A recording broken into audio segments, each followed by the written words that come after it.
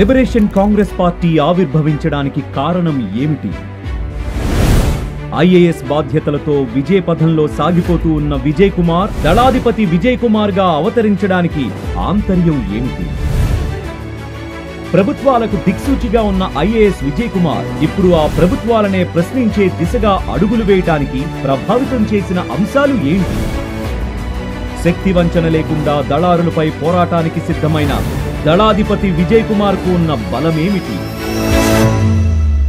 స్వరాజ్యం సాధించి I'm N Indian అని గర్వపడే ప్రతి పౌరుడు ఒక్క క్షణం ఆలోచించవలసిన సమయం ఇది. విదేశీయులను తరిమికొట్టాం, స్వదేశీ పాలన సాధించాం, కానీ పేద బ్రతుకుల విముక్తికి ఇంకెన్నాళ్లు?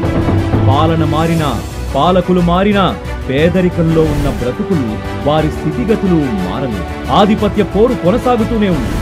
భారతదేశం నా మాతృభూమి, భారతీయులందరూ నా సహోదరులు అని పలికే మన జాతీయ ప్రతిజ్ఞ ఎంతవరకు నిజం?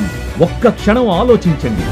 దళాధిపతి విజయ్ కుమార్ తన ఐఏఎస్ బాధ్యతలు చేపట్టిన సమయంలో తాను చూసిన పేదల కన్నీళ్లు, వారి స్థితిగతులు ఎంతో చలింపచేసి దీర్ఘ ఆలోచనలకు దారితీశాయి.